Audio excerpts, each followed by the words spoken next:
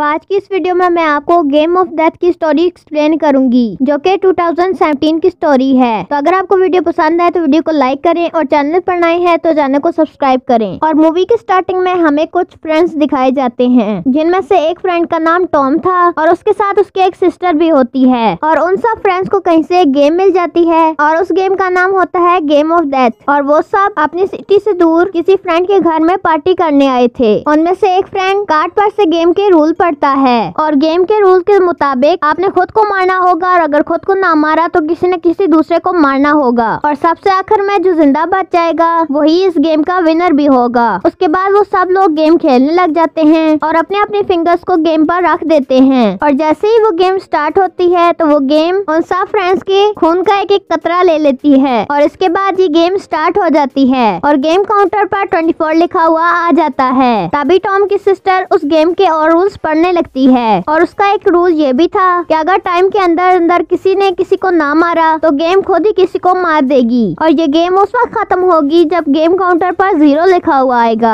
और अगर इस गेम को एक दफा शुरू कर दिया तो फिर ये गेम बीच में नहीं रुक सकती। कोई भी फ्रेंड इस गेम को सीरियस नहीं ले रहा था, वो गेम को एक प्रैंक ही समझ रहे थे। एक लड़का जिसका नाम टेलर होता है वो गेम को बीच में छोड़कर बाहर आ जाता है। तभी टेलर के साथ उसके बाकी फ्रेंड्स भी बाहर चले जाते हैं और बाहर आने के बाद अचानक एक फ्रेंड की तबीयत खराब होने लगती है। अचानक उसके सर में दर्द शुरू होता है और उसका सर ब्लास्ट हो जाता है। ये देखकर वो सब फ्रेंड्स काफी डर जाते हैं और डर की वजह से चिल्लाने लगते हैं, जबकि टॉम और उसकी सिस्टर अंदर गेम के पास बैठे हुए थे। और जैसे ही बाहर उस फ्रेंड की मौत हो जाती है तो गेम काउंटर पर एक नंबर कम हो जाता है और जो फ्रेंड्स बाहर थे वो जल्दी से अंदर आ जाते हैं और आते ही जमीन पर लेट जाते हैं, क्योंकि उन्हें ऐसा लग रहा था कि बाहर से कोई उन्हें शूट कर रहा है। तब दो फ्रेंड्स विंडो से बाहर देखते हैं कि कोई उन पर नजर तो नहीं रख रहा, लेकिन उन्हें कोई भी बाहर नजर नहीं आता। तभी उन्हें लगता है कि दरवाजे पर कोई है और जैसे ही टॉम को पता चलता है तो वो अपनी गन निकाल लेता है और जैसे ही वो दरवाजा खोलता है तो वो देखता है कि बाहर एक बूढ़ा आदमी है और वो उसे गन पॉइंट करके उसका नाम पूछने लगता है और वो पूछता है कि तुम हमें क्यों मारना चाहते हो। उन सब फ्रेंड्स को लग रहा था कि इसी बूढ़े आदमी ने हमारे फ्रेंड्स को शूट किया है। तो वो कहता है कि मैं तुम्हारा नेबर हूँ और मैं तुम्हारी चीखें सुनकर यहाँ पर हेल्प के लिए आया हूँ, लेकिन कोई भी उसकी बातों पर यकीन नहीं करता। तभी उनके एक और फ्रेंड की तबीयत खराब होने लगती है और तभी उसका सर भी ब्लास्ट हो जाता है। वो बहुत ही ज्यादा डर जाते हैं। उनमें से एक फ्रेंड पुलिस को कॉल करती है और अपनी लोकेशन बताती है और वो उन्हें जल्दी से हेल्प के लिए आने के लिए कहती है। टॉम गेम के पास जाकर चेक करता है तो गेम के काउंटर पर एक नंबर और कम हो गया था। तो वो कहता है कि ये गेम वैसे ही काम कर रही है जैसा कि रूल्स में बताया गया था, क्योंकि जब ये गेम स्टार्ट हुई थी तो गेम काउंटिंग पर 24 लिखा हुआ था